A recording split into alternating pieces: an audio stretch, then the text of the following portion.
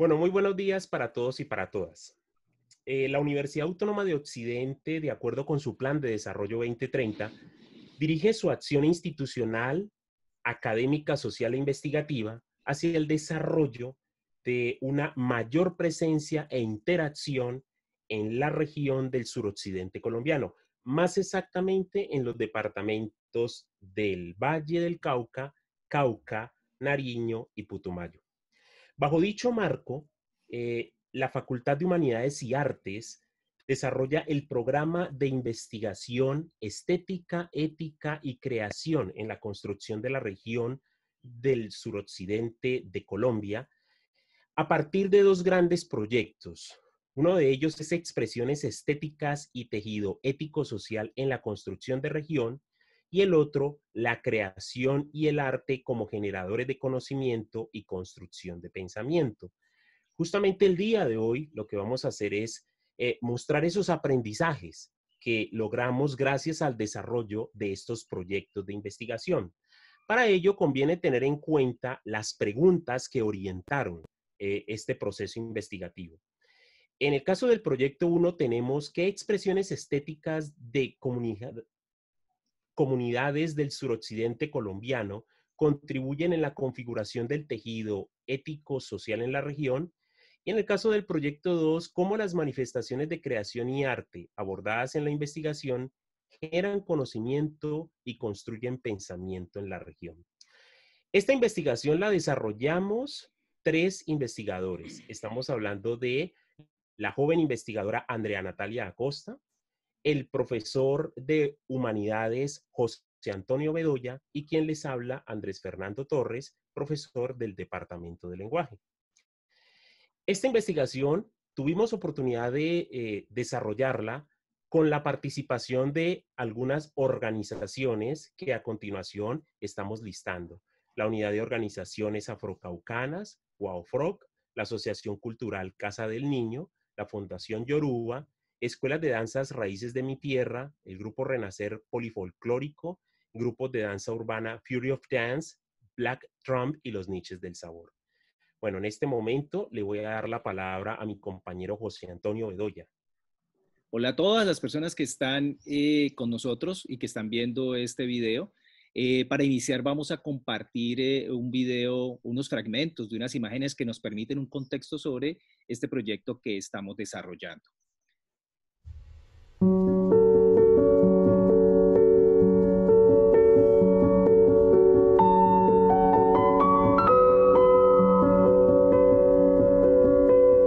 Pues el afro llegó aquí, digamos, de una forma obligada, pero esta fue la mejor tierra para que él se pudiera adaptar, ¿sí? De esta hacienda se escaparon la gran mayoría de los esclavos que de una u otra forma formaron sus pueblos, ¿sí? Y nunca acogieron hacia la montaña, se regaron acá. Entonces, para el negro es más productivo estas tierras que cualquier otra.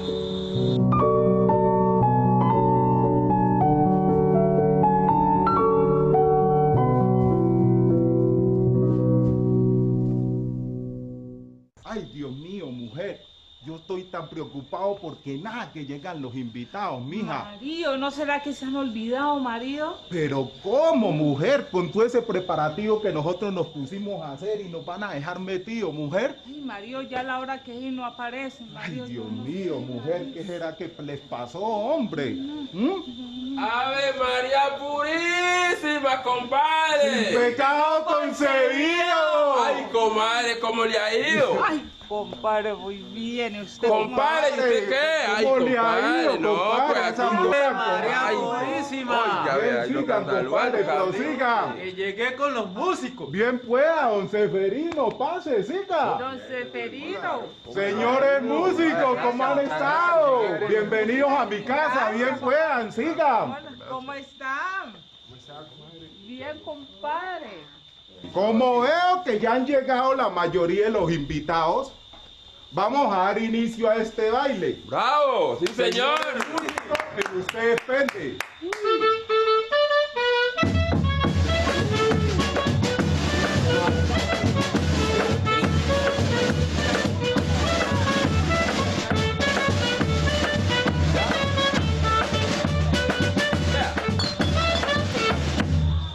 danzar es recuperar, es mantener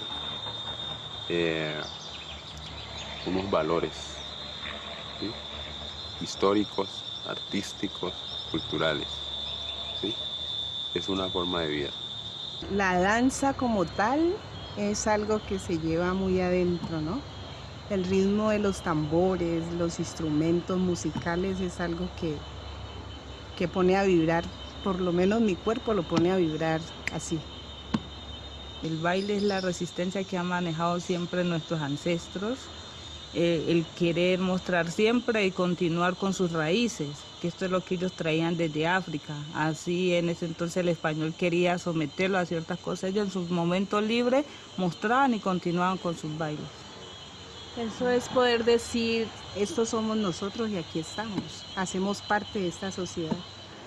Hay una cuestión en la que yo siempre he dicho, el baile o lo cultural, la cultura para mí es como ese motor de decirle a un joven, no te vas por ese camino, ven por este camino y por ese camino puedes lograr grandes cosas.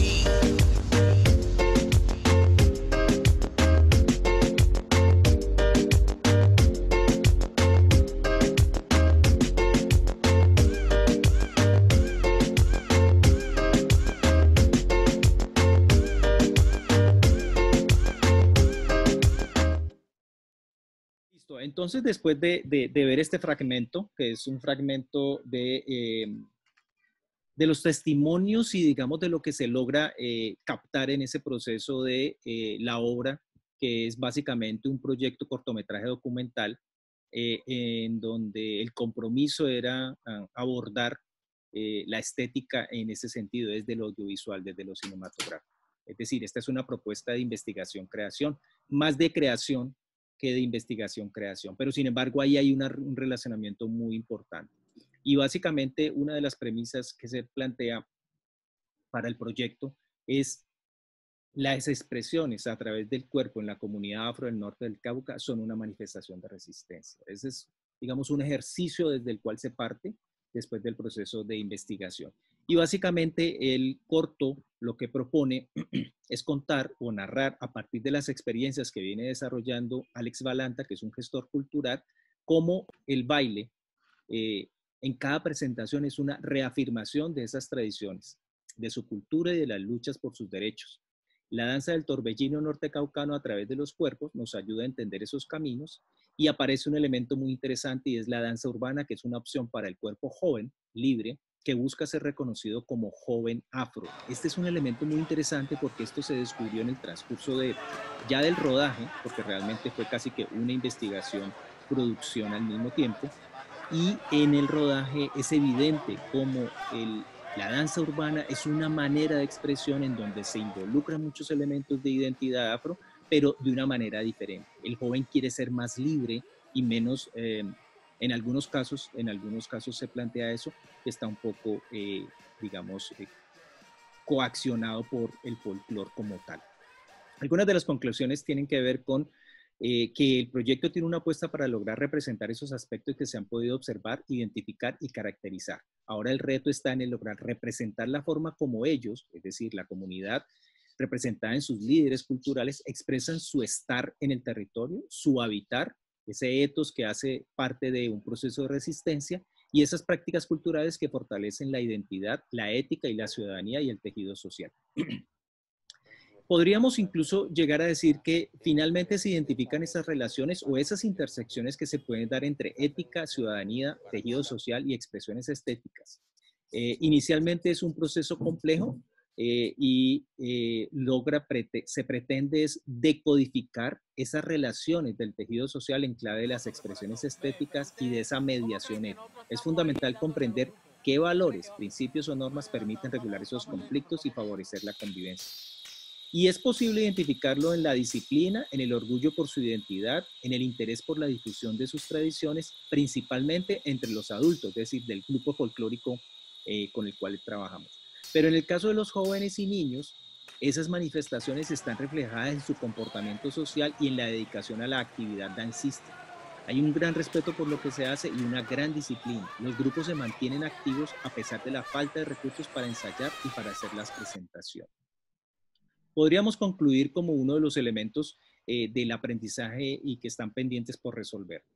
Un aspecto final que se puede destacar del proceso del rodaje y la grabación es que cuando se hacen las entrevistas, cuando logramos tener esos testimonios, de alguna manera se confirma el interés de un diálogo de saberes. Son los comentarios que hacen algunos de los protagonistas sobre la posibilidad de dar a conocer sus tradiciones, de intercambiar experiencias.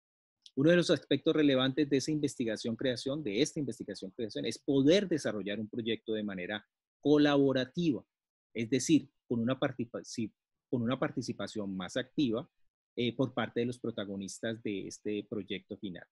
Entonces, esta demanda de participar de manera paralela en un intercambio cultural con otros, en otros escenarios, en otras comunidades, de alguna manera es una forma de enfrentar esas representaciones que se pueden dar de su cultura. Digamos que este sería el elemento que está pendiente. Este es un proyecto, una obra que tuvo una mirada de autor y en ese sentido todavía falta un mayor ejercicio por parte de esa comunidad con la cual se trabajó. Finalmente, hay que de alguna manera reconocer que siempre hay una mirada y esas miradas, esas pautas y esas regularidades, esas subjetividades compartidas unas y no otras, nos permiten aproximarnos a ese mundo físico para representar la actividad simbólica de ese grupo humano. Básicamente ese es el sentido de este proyecto. Bueno, quiero iniciar esta presentación recordando algo que propone el antropólogo Clifford Geertz. Él sostiene que el ser humano es un animal inserto en tramas de significación que él mismo ha tejido. Y en esa misma medida la cultura es una urdimbre. Y en esa urdimbre lo que debemos tratar es de buscar cómo interpretar esas maneras en que el ser humano ha construido significación. Y todo esto lo quiero mencionar por una sencilla razón, porque creo que cuando tuve la oportunidad de estar en esta zona y de conocer estas experiencias, lo que definitivamente me quedó claro fue la necesidad de conocer el profundo significado de las diferentes expresiones artísticas de la comunidad. Pues saber que Puerto Tejada y sus lugares aledaños pues estaban o se levantaron, digamos, en lo que se conoce como el Palenque Monte Oscuro, un lugar de resguardo desde donde los afrocolombianos y marrones libres ofrecieron resistencia al régimen esclavista de la Colombia del siglo XVIII y XIX. Pues eso para mí fue realmente muy significativo porque era como encontrarme con una presencia histórica directa a través del contacto con estas personas. Saber que en sus inicios los negros trabajaban en las haciendas en actividades agrícolas, ganaderas y en la extracción de oro, en la minería. Y cuando decae esta última, la minería, pues entonces ya ellos empiezan a desarrollar otro tipo de trabajos en las plantaciones de caña. Y allí es donde entonces empiezan a volverse expertos macheteros, muy hábiles en el manejo del machete. Y pues esto con las guerras de independencia pues hizo que el afro se constituyese en un ser humano de suma importancia en las gestas libertarias. Eso para mí realmente fue muy significativo. Recuerdo que tuve la oportunidad de leer un texto de un historiador norteamericano que se llama Thomas Deschovy. Su libro se llama Luchando por el Honor. Voy a hacer la traducción. Luchando por el Honor, la historia de las artes marciales africanas en el mundo atlántico. Pues fue un libro muy esclarecedor porque justamente él allí cuenta cómo las artes marciales africanas llegaron al Océano Atlántico, más exactamente él habla de Cuba, Haití y Colombia, y él hace, digamos, mención a la esgrima con machete y bordón, ¿ya? Y eso me permitió, por supuesto, entender también cómo esto se constituyó en un arte, en una práctica que además de dar destreza corporal y astucia, pues permitió la transmisión de importantes saberes, de recuerdos entre discípulos y maestros. De igual manera, recuerdo otra obra que también tuve oportunidad de leer, de Juan Sebastián Cárdenas, que se llama Elástico de Sombra. Una obra con una prosa muy fértil, en donde pues, el autor trata de mostrar las diferentes variedades dialectales del pueblo caucano y construye un hilo narrativo en donde reivindica fundamentalmente el arte de la esgrima, mostrando cómo ésta se constituye en una práctica cultural que manifestaba o divulgaba un mensaje de resistencia. Definitivamente la esgrima con machete y bordón, a la cual me quiero referir, rompe con el imaginario que se tiene de la esgrima europea, porque generalmente esta es vista como un deporte estilizado, digamos con cierto matiz elitista, ¿no? Normalmente se piensa que entre Alemania, España, incluso Francia, lo dice Desch Obi, digamos que allí están los orígenes de la esgrima tradicional, pero lo que definitivamente no cabe duda es que la práctica del machete y el bordón se desarrolló plenamente en el territorio del norte del Cauca. La esgrima con machete y bordón es un arte propio de esta zona y sus zonas aledañas. Los corteros de caña durante las guerras de las gestas libertadoras y sobre todo en la época de la Nueva Granada, la Guerra de los 1000 días y la guerra contra el Perú, desarrollaron una destreza enorme en el manejo del machete. Y esto, pues, por supuesto, lo fueron aunando, lo fueron articulando con características muy propias de su cultura, danzas, ritmos, risas, astucia, en fin. Cuando estas contiendas terminaron, ya digamos que en estas regiones empieza un proceso de enseñanza de la esgrima y lo que se trata de mostrar o lo que se trata de hacer pervivir, de mantener, es justamente ese arte marcial que ya había desarrollado el afro del norte del Cauca. En este momento todavía existen algunos estilos de esgrima, el español reformado, el palo negro, el elástico de sombra, el granadino, el relancino, en fin. Pero lo que definitivamente tenemos que tener en cuenta es que la esgrima es un arte popular que contiene valores patrimoniales que están representados en la producción de conciencia sobre el conflicto armado, pero también la capacidad de los adultos mayores, esos maestros, de transmitir esos conocimientos a las nuevas generaciones. Como se puede vislumbrar, esta experiencia pues permitió adentrarse en un universo cultural en el que deseos, sueños, vicisitudes se encuadran en temporalidades específicas. Estamos hablando de momentos específicos, fechas, sucesiones, aconteceres, en fin, que tratan de desafiar la traza esquiva de la memoria, de que no se pierda. Y cada interlocución con las personas de la comunidad mostraba cómo definitivamente el espacio físico-geográfico se transforma en un espacio biográfico. Es decir, cómo en esta zona definitivamente uno puede encontrar, como diría entonces Clifford Geertz, esas tramas de significación que se han tejido. Y han, por supuesto, constituido algo fundamental, y es un escenario de realización. Aquí conviene entonces ya como señalar unos aspectos que para mí resultan esenciales como parte de esos aprendizajes logrados, ¿ya?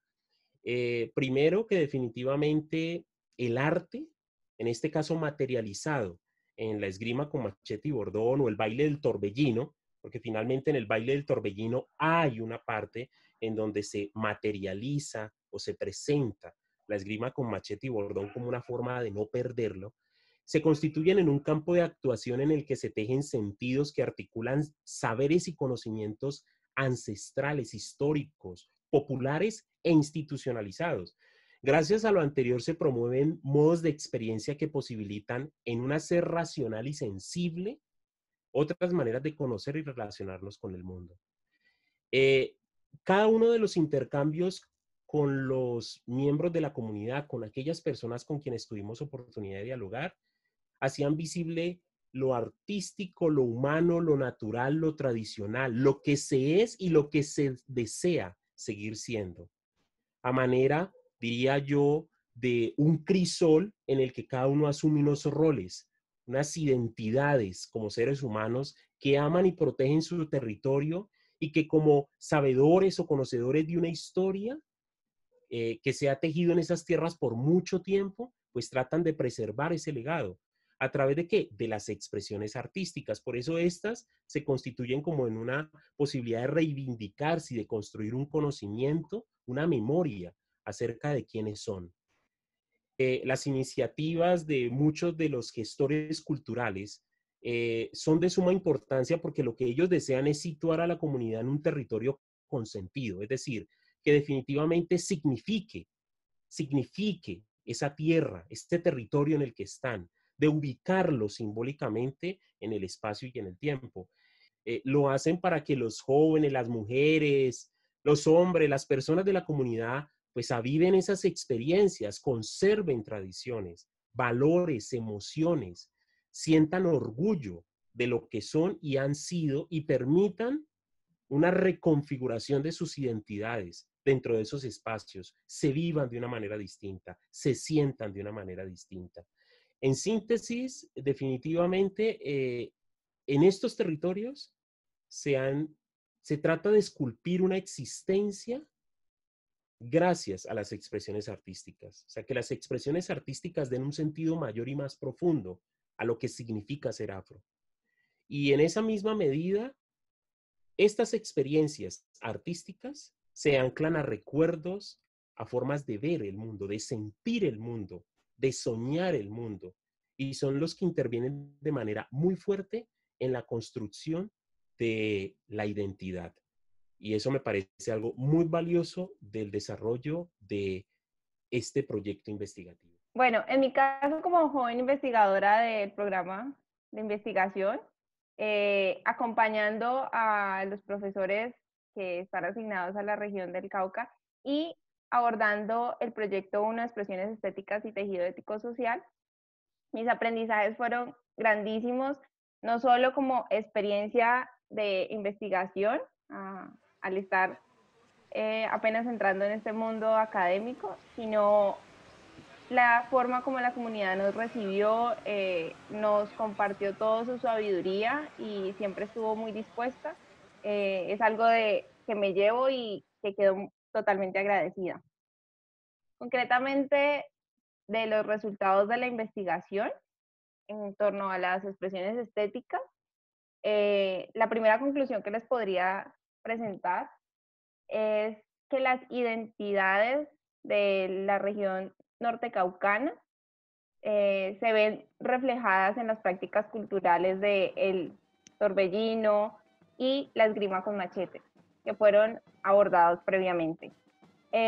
Y estas prácticas permiten que se reafirme esa identidad afro-nortecaucana, porque no solo están presentes todavía, sino que traen un legado histórico de la comunidad, de resistencia desde la época de la esclavitud y de la época de donde los afrocimarrones se liberaron del yugo de las haciendas esclavistas.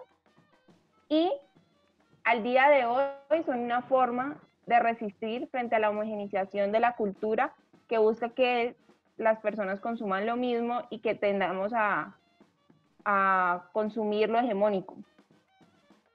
En una segunda conclusión, podríamos hablar del papel que tienen estas prácticas dentro de la comunidad y cómo se evidencian realmente en el tejido ético-social, en ese tejido que se construye en la vida en comunidad. Las prácticas de danzas tradicionales como el torbellino, el bambuco caucano y el trapiche, que podrían reducirse solo a presentaciones, logramos identificar que no solo en estos espacios se realizan, sino que la comunidad todavía los utiliza y los vive en su comunidad, en sus fiestas, no están reducidas a presentaciones. Y esto permite que las tradiciones sigan compartiéndose y que las nuevas generaciones puedan percibir en espacios de cotidianidad este tipo de danzas. Por el lado de la esgrima con machete es diferente, porque en la cotidianidad ya no hay encuentros y peleas de machete, pero sí encontramos que esta práctica permite compartir enseñanzas para la cotidianidad. Nos decían los bailarines y macheteros que lo principal de la práctica es que se le enseña a el machetero, cómo comportarse en sociedad, cómo controlarse, cómo tener unos buenos valores de acuerdo con ellos. Y esto se da gracias a las organizaciones, a los profesores, a las escuelas que lo transmiten. Y por último, una conclusión importante es cómo se evidencia la ciudadanía y la ética en estas prácticas culturales y expresiones estéticas. La ciudadanía, en el caso de Villarrica, está muy ligada a la resistencia a ser homogenizados culturalmente, a la resistencia a perder sus tradiciones, a la resistencia a perder su historia afro y a que quede en el olvido. Por ejemplo, en el caso de la esgrima con machete, la historia la ha opacado, no se le da la importancia que tuvo realmente en las guerras de finales del siglo XIX, y lo que hace este tipo de expresiones es mantener esta historia viva para que no se pierda con el tiempo y termine ocultándose. En el caso de las danzas tradicionales, cuando hacen las presentaciones, cuando se presenta el torbellino, el bambuco y el trapiche, lo que hacen es mostrar cómo era la historia de hace 100 años, cómo eran las haciendas esclavistas, cómo fue la liberación, y todo esto permite que se mantenga una resistencia en cuanto a sus tradiciones. Y la ciudadanía también es importante porque estas organizaciones culturales y sociales con las que trabajamos tienen un papel importante en la creación de líderes. Desde un rastreo histórico hace unos 100 años, este tipo de prácticas lo que ha generado es crear líderes sociales y culturales en la comunidad. Y podemos evidenciar esto en la actualidad, donde vemos jóvenes que ya están creando sus propios grupos de danza, jóvenes de alrededor entre 17 y 23 años más o menos, y vemos que ya se está criando la próxima generación de líderes, que son los niños que hacen parte de estos procesos, que son niños de entre 8, 12, 13 años, que están muy involucrados y que hacen parte activa de la comunidad. Digamos que esas fueron las principales conclusiones de nuestra investigación. Les agradecemos mucho a la comunidad por abrirnos las puertas, por abrirnos el conocimiento y por permitirnos hacer parte de estas experiencias.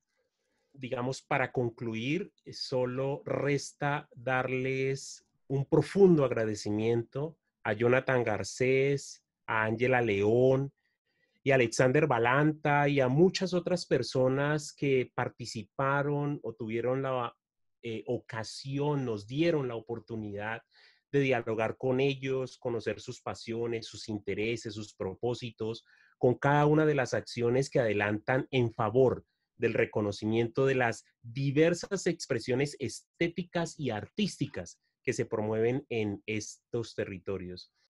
Bueno, yo quisiera solamente finalizar diciendo algo, además de todos los, digamos, gestores y líderes culturales y sociales que descubrimos, en este caso para nosotros, es decir, el gran potencial y el trabajo que vienen haciendo los jóvenes. Es decir, todo el trabajo que están haciendo estas personas que mencionaba Andrés, que digamos que son las personas que ya llevan un recorrido muy importante y que han tenido una gran formación, pues de alguna manera han contribuido a que se siga renovando ese liderazgo, porque tenemos jóvenes de 20 años, menos de 20 años, avanzando en esa misma línea, y un grupo de niños y adolescentes que vienen también trabajando. El caso de Alex Balanta con el grupo que trabajó el tema del trapiche, y en el caso de Alexis y de Jason con el grupo de danza urbana. Eso realmente habla muy bien del futuro de Villarrica y seguramente de muchas otras zonas aledañas del norte del Cauca que vienen desarrollando un trabajo de procesos culturales valiosísimos en torno a nuevas ciudadanías y a el tema de participación en muchos escenarios. Muchas gracias entonces a todos ellos.